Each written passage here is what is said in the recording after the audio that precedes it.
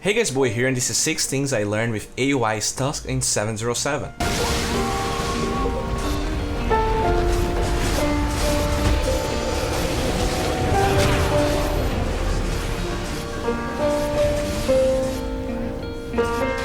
One, block the offlane.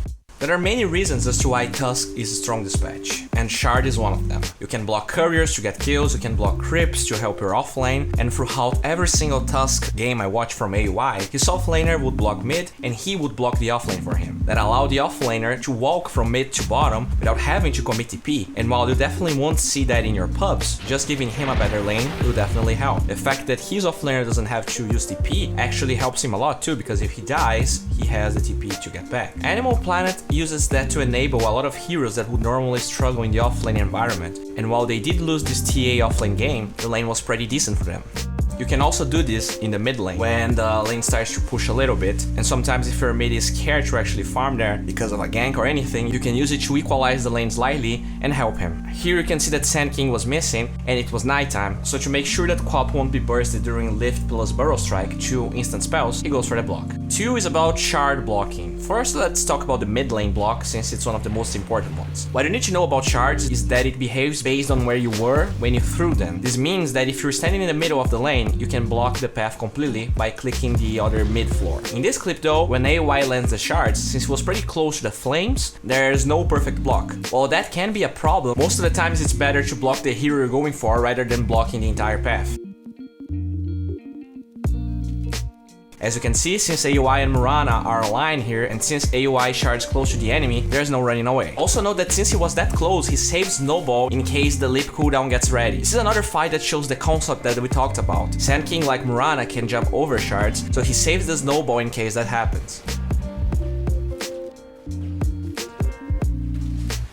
Another common mistake that AOI makes sure to avoid is overlapping the shards disable with Snowball. The fact that a hero needs to walk around the shards to get away is a disable in itself. So instead of landing shards and snowballing right away, or the opposite, he takes his time to do it. This is especially relevant against heroes that are faster than you or that have like some sort of disengage. Against Blue Pikachu, we see our boy diving Viper, and pay attention where he clicks to block the enemy. Not in front of him, but in this white tree. What that does is close the juke spots that would allow Viper to buy more time. Since he cannot, he wastes like an entire second going around and eventually dies. This fight against Pvgna's Medusa also showcases how AOI uses the disable correctly. They initiate on Pvgna, but he never commits Snowball. He knows that Stone Gaze is available and that's the only escape Medusa has. So he walks up to her, ults to deal damage and apply Orb of Venom, but doesn't really commit the Snowball at all. He even looks the other direction. They are dealing damage on him because he has to walk around the shards. He waits until Pi is almost leaving the cast range for Snowball, allowing his team to follow up, eventually killing him. Number 3 is double stacking. You can double stack the Dire Crypts in this spot, as well as the other large/medium camp in the Dire side. For the Radiant, it's quite easy to pull this off in the camp to the right of the tier 2 mid, but in the other one close to the shrine is harder, since the distance between the camps is large, and sometimes Crypts just get randomly stuck in your shards since you're casting them from max range. 4 is which boots should you buy. According to AOI himself, he likes to go phase boots when he can get it fast, so he goes for it in this game against Blue Pikachu that he was owning. The damage synergizes with the ult, the move speed and damage is great, and it's an overall greedier item. In games he is struggling or maybe not as farmed, you usually see the Tranquil boots. Move speed is underrated in this hero because a lot of times, as I mentioned and will mention, you don't want to necessarily snowball to land your shards. Being faster than the enemy allows you to close the gap a little bit faster, land your shards more reliably.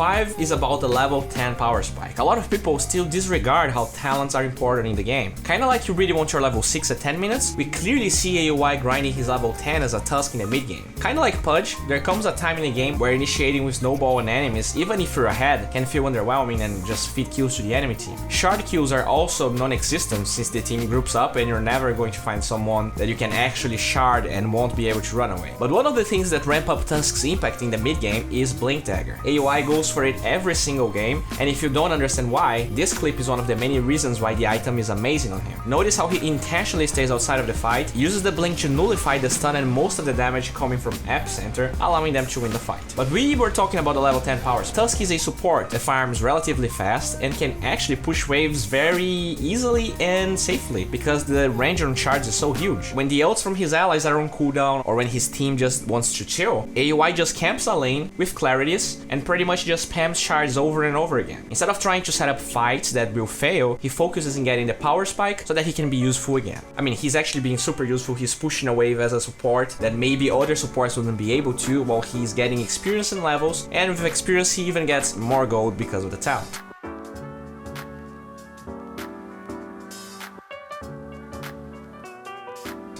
And as you can see in this other footage, having Blink Dagger actually allows you to split push waves even more reliably, because with Snowball, not only you have the duration of Snowball to reset your Blink Dagger cooldown, and I mean, you're invulnerable inside the Snowball, so you have the Snowball time as well as the Snowball travel time, which allows you to go for crazy plays and be super elusive with this hero. And the last thing we're talking about is the shards plus Snowball after level 6. One of the biggest problems when playing Tusk is reliably hitting your shards. When the enemy is moving, even if you're snowballing, you can end up missing them. When you have your ult, you can always instantly punch after the snowball to set up your shards afterwards. Pay attention how he wastes the snowball duration to ult, and only after the stun he uses the shards. That increases overall stun duration and makes the solo kills incredibly reliable. This is another great showing of that. In this case, he doesn't risk using all the stun duration because of DP silence and the third skill, but that's pretty much what we're talking about. By the way guys, just want to let you know that I'm streaming every day. Sometimes I'm casting, sometimes I'm playing. I actually made this new format where you guys can actually decide which lane I'm going for, which hero I'm picking, and I feel like it's pretty interesting, pretty fun, so if you want to see,